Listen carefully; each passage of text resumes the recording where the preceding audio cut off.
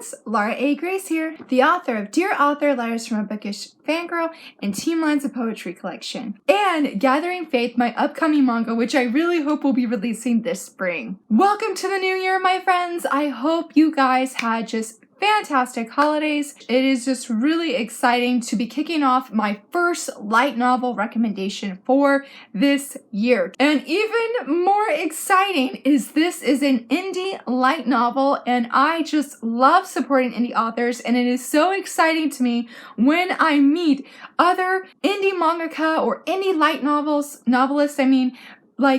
yes, indie authors need all of the love. And so this is just your friendly reminder that if you see an indie manga that's not published by a big traditionally manga publishing company, please support them. They need our support and our love just as much as our awesome mangaka that are traditionally published.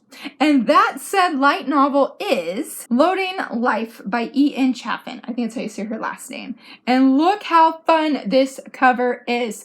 I remember hearing about her book or seeing her book. Goodness, it was probably like 3 to 6 months ago. And I just loved this cover. Like, I loved how the girl has this bright pink hair. We have some bright pink, looks like magic that was going on. Great, I know I've read the book, but I was just trying to give my first thought reactions.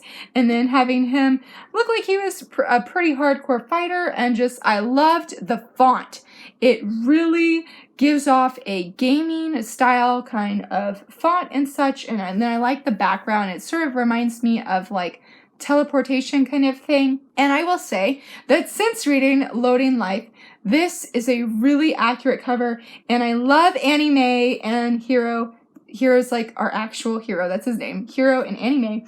I just love it, and the font goes perfectly with this light novel. Just everything about it is awesome, and I really liked the back as well, because we have the continuation, Life is No Game, and it's about Hiro, our main guy right here. It's about him, and basically he is the only one who doesn't have an SA, which is a special ability at this school. And Hiro's definitely a troublemaker, like pretty hardcore troublemaker. And so basically at the beginning of the book, we get a little bit of he has to do a project, and he's going to be doing it with the most charismatic as well as probably, like the smartest kid in school, Annie Mae. Hiro is not very fond of school in general, so they have to do this assignment together, but there are some unexpected things that sort of happen and go down in this story. Basically, there is a disease that is like a danger or a hindrance. It's pretty much a danger for the characters in this story, like for all the characters that we meet, and then like just the town. And basically something happens to Hiro's friend, and that causes him to get involved in this whole situation. Throw in some scientists, throw in some fighting, some ex-best friends, and a few other things, and you're gonna have this high action story. I liked Hiro quite a bit. Like, from when we meet him, he is like a troublemaker, like hands down. He just tends to find himself in bad situations and sort of like purposely puts himself in these places and these situations because of his mouth. And even though he's warned, like, you should keep your mouth shut, he doesn't. He says things and then he takes action, and he usually doesn't feel remorse for the said actions that he does. So it makes a very interesting hero as the book progresses, and that he's thrown in these situations that aren't necessarily always his choosing. And I was really blown away by the ending concerning his arc and such. I hope that there's a book 2. Like, I am expecting a book 2. The story doesn't end on a cliffhanger, but it definitely leaves where like, hey, more is to come, more could happen, and I want that more. I want to find out what happens next. Anyway, that's skipping ahead. But I liked how, regardless of any situation Hiro is in, that he is true to himself. Even if he is true to causing trouble, running his mouth, or just doing other things, he's always him. Even when he sort of becomes in the heroic part of the story, he's still Hiro. And you'll see what I mean if you pick it up and you see his character traits. I've already said numerous times that he's a troublemaker and he's just a smart mouth at times. But I don't know, it made him an interesting and fun character to read about because you knew things were not going to be easy. Like Hiro was not going to let it be easy. And throw in his best friend, I think his name is Ruit. I think that's how you say his name. He is a good friend to Hiro. Like, he needs a round of applause. Shout out to him because I'm not sure Hiro would still be alive if it wasn't for him. Like, he has a really interesting dynamics, an interesting background that really can pull your heartstrings, or I'm not even say angry because Ruit really didn't make me angry. I mean, there's times where I'm just like, oh, like, what are you doing? Freaking out a little bit, but I'm not going to say that I was actually ever angry with him. Whew, the author puts him through the ringer, like, more than I felt comfortable with, okay? More than I felt comfortable with, especially, like, near the ending. So brace yourself for that, but everything's going to be okay. I will be here. I loved how his arc wrapped up a lot. I wish I could say some spoilers concerning that because it was actually one of my favorite parts. I really, really enjoyed that, and I thought just the author did a really great job. Let's talk about Annie May, who was the pink-haired girl on the cover. I love how she talks. That might be like an odd thing to start out with, but she has a really interesting way of talking, and when she talks, I know who Annie May is, just like I definitely know who Hiro is when he's talking and when Annie May's talking, and even when Ruit's talking too, I know when he is. And a few other characters, like the author did a really great job of differentiating who is who. Because one thing, we'll come back to Annie May in just a moment. One thing I also want to shout to the author is this really read like a light novel, and I absolutely love that a lot. I feel like in Western fiction that there is a really big focus on showing and sometimes using dialogue tags, but usually I've noticed in light novels you don't have those same tags. Like, you could have a pretty lengthy like conversation and there will not be anything in the sentence, so to speak, or any tags hinting at who is talking. Like, you just have to know who's talking. I really enjoy that as long as there's a clear differentiation between who is who. And this light novel had that. Like, I don't think I had any confusion except for maybe like once or twice or so. I mean, very, very rare. We're to say 99% of the time I was not confused, and it was each person, when they talked, I knew it was them. And Annie May, going back to her, really had a unique way of talking that was different than everybody else. She's very polite and very, I want to say straightforward, but she's very, I don't know, it's sort of hard to say because her essay, her special ability is charisma, and she really knows how to use that. But she's such a sweet girl that she doesn't usually, and when she has used it, I feel like it's for good things. But when she uses it because she's angry or she's mad about something, that means the same thing. Sorry guys, I knew this. If she uses it because it calls for her to be more on the attack side, she uses it extremely well. That is really cool to see. I feel like it's a different kind of, it's not magic, sort of think like, I want to say a little bit of like My Hero Academia where they're powers, but they're not like your typical powers. They're sort of like quirks. Quite a few of the characters have interesting quirks, and hers just happens to be being very charismatic and using that to her advantage if she needs to, and sometimes just laying on the charm. And I like that also about Annie May's character because she is a very charming person in general, and the pink hair I feel like just adds to her whole aura. Like, she's just a beautiful, fantastic character. And as mainly the only young woman who is a major character in this story, I love how she stands up for herself. There is a conversation that she has with Hiro, and yes, it was so, so good. Like, I was cheering. I feel that is such a positive thing for young women to see, of how she treats herself, how she respects herself, and deserves and tells other people that she, should get that respect. And she's right. She's totally right. So that was a very good conversation. Grant, I realize it's really vague, but that would be definite spoilers right there. Now let's talk about the academy that these young people go to.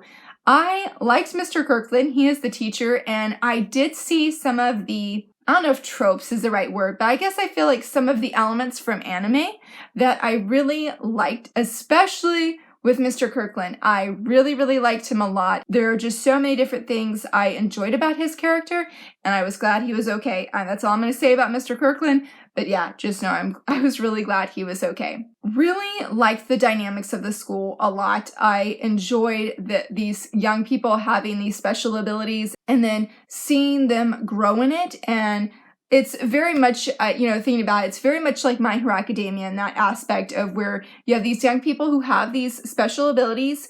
They need to be trained in them so that they can go sort of maybe not get like heroic jobs per se, but go out into their world and be good citizens and be able to safely use their powers. Now, some of those powers are very interesting and not really sure how they would use them in a non-heroic way. So I would be really curious to see, maybe not like a time skip per se, at least not yet, because I feel like these characters have a lot of growing to do.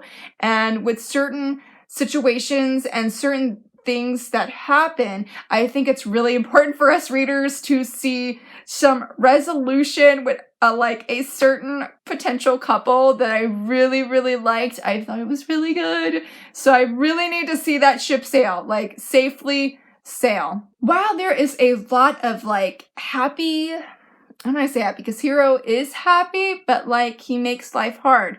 So there are some difficult situations, I feel like, in general, especially when they're in the school setting and there's that training that I mentioned, but also on a personal level in their personal lives. The author really tackles some hard subjects and some hard topics, and it was sometimes really hard seeing some of these characters going through what they're going through. Ruit is a really good example. I feel like he had the most in-depth personal stuff that was going on. Trying to think of a way to say that without spoiling it. But it was really hard sometimes reading his story. And even with Hiro, because Hiro comes across as sometimes a really standoffish guy who's really hard around the edges and just likes to cause trouble. But there is a deeper side of him that we get to see, and it can be really hard. It can be really hard when you see, them being what feels like their typical selves, and then see their struggles. It made it very compelling and definitely at times really pulled my heartstrings to see them going through what they're going through. It was hard. The ending is pretty action-packed. I would say probably the whole novel is pretty action-packed.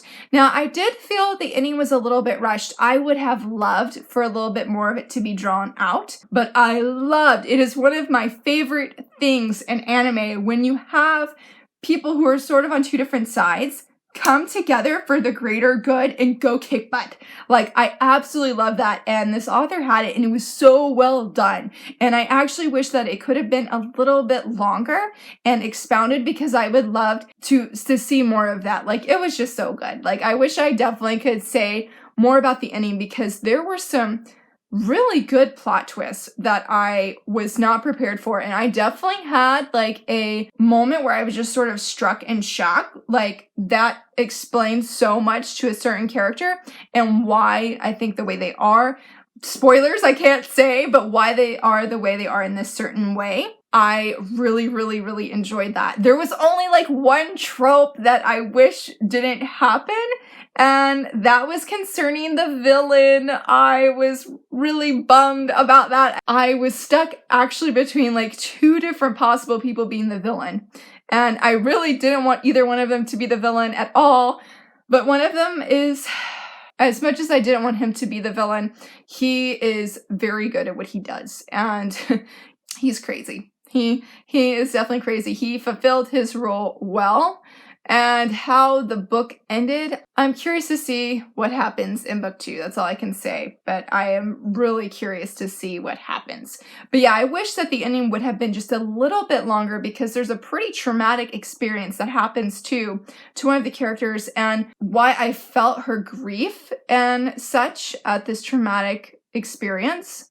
I do wish it could have been just a little bit longer to really wreck me. I mean, I feel like it wrecked me anyway, but I feel like it could have wrecked me even harder. And that's such a weird thing to say, but I think because I really like these characters. I had a lot of fun reading this book, and it was really, really enjoyable and just such a fun ride. I mean, you can't go wrong with a guy who just purposely wants to make life hard for everyone, and then go with a girl who really just wants to make life happy for everyone. Like, that's such an opposite life goal kind of thing that, of course, you're gonna get like a lot of tension, you're gonna get some problems. Annie and Hiro have a really good friendship that progresses through the book that is just so well done. I really, really like them. And then throw in Rued, which I hope that maybe we will eventually see him on a cover, because that would be really, really cool. I am super curious to see some artwork of him. Like, I have a picture in my head, obviously, but